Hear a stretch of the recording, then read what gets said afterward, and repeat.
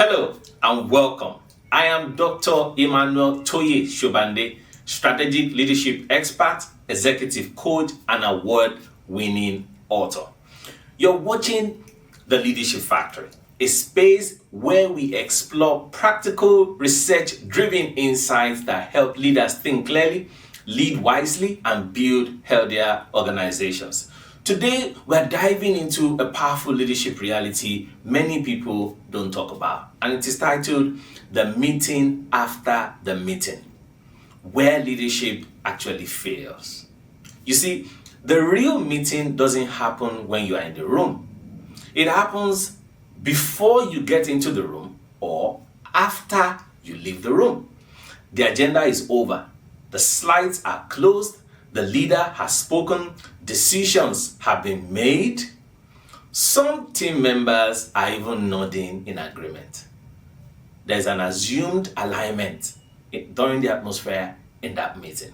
And there's this comforting illusion of agreeable clarity. Then the door shuts. The meeting ends. What follows is the meeting that determines everything. During this meeting, voices lower, shoulders relax. Someone finally says what they were thinking all along outside of the meeting. Another team member questions the decisions, but only after when it is no longer risky to speak. A team member quietly agrees, but signals doubt. And within minutes, what looked like alignment begins to fracture into interpretation. No minutes are taken. No executive is present. No accountability is assigned. But this is where your strategy lives or dies. Leaders often obsess over what happens inside formal structures of a meeting, like a boardroom, executive sessions, performance review meetings.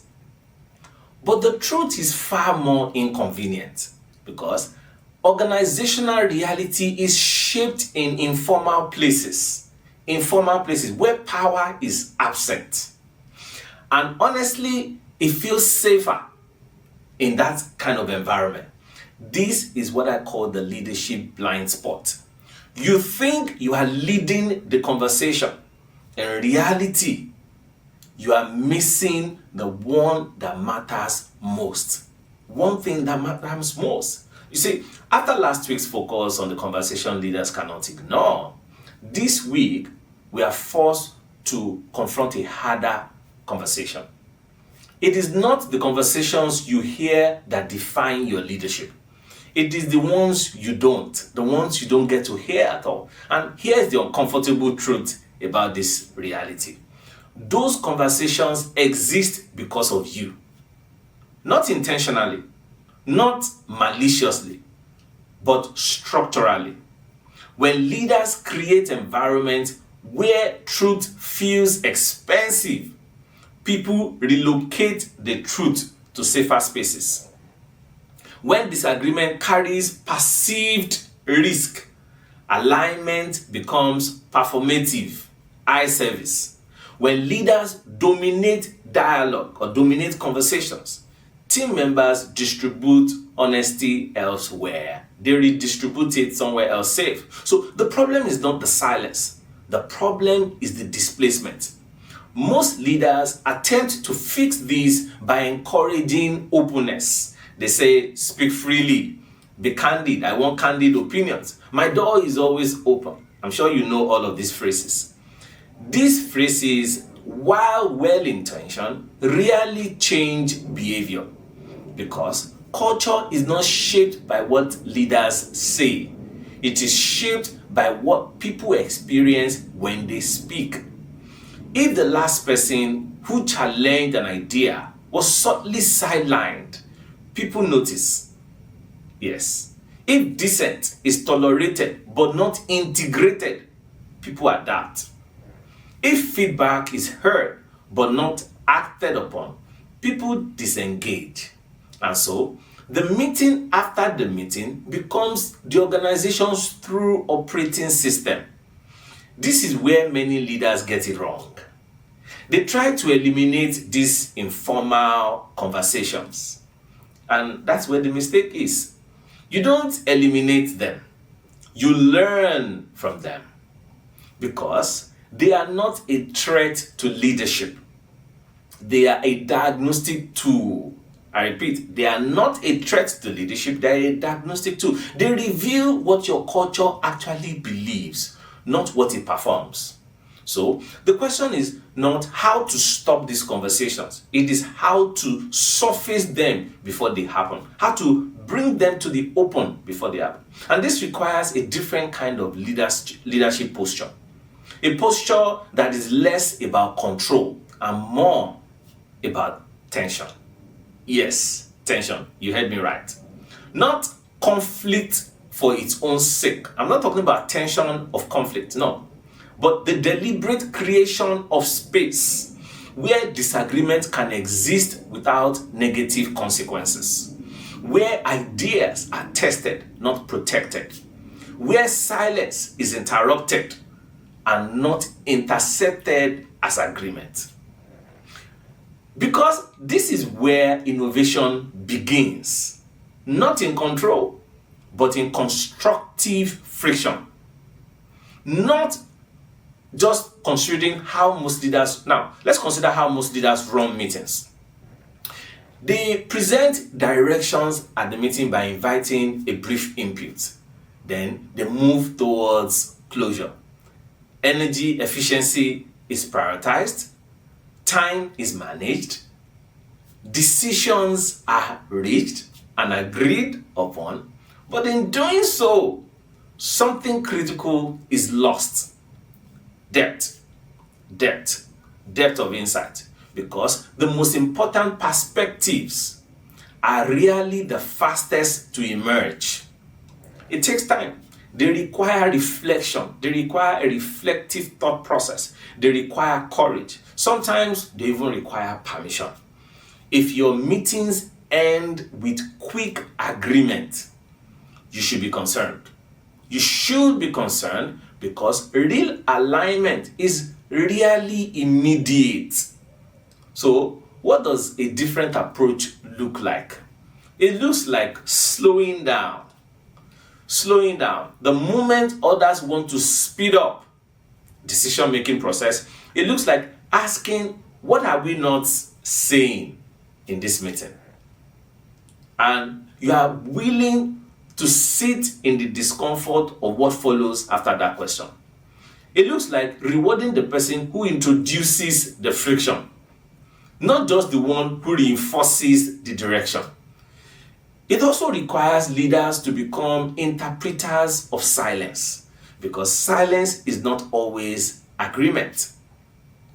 Often it is calculation. When somebody is silent, they are calculating in their brains what to say next. People are assessing the risk. They are reading the room. They are watching the body language of everybody. They are deciding whether truth is worth the cost. And if you miss this silence, you mislead yourself.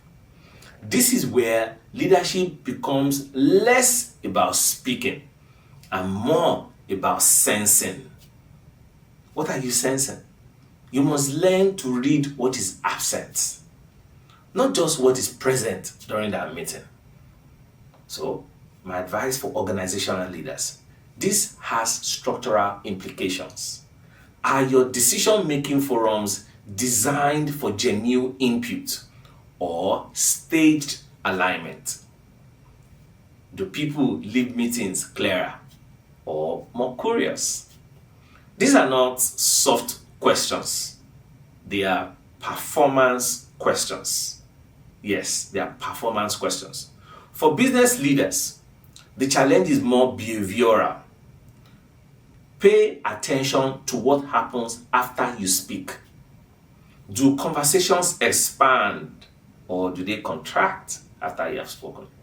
Do people build on ideas or simply just accept your ideas? Do they build on it or discard your ideas, or they just accept them? Because influence is not measured by compliance. It is measured by contribution. For career professionals navigating leadership environments, The lesson is equally critical. If you find yourself saving your real thoughts for after the meeting, you are participating in the very culture you may quietly criticize. Leadership is not positional, it is situational. So, pause and reflect. Think about your last 3 meetings before now. What was said confidently in the room, but questioned afterward? Who speaks less when certain leaders are present? Where does truth feel safest in your organization? And why is it not in the room during the meeting? These are not rhetorical questions or reflections. They are leadership diagnostics. Because once you see the meeting after the meeting, you cannot unsee it. Once you experience the meeting after the meeting, you cannot unsee it. And once you acknowledge it, you are accountable for it. And here is my challenge to you this week. As you know, I like to give you a challenge every time I share with you. In your next meeting, do something unexpected. Before you close, remove the illusion of alignment and say this to your team members. Before we leave, I want to hear one perspective that challenges what we have agreed upon today.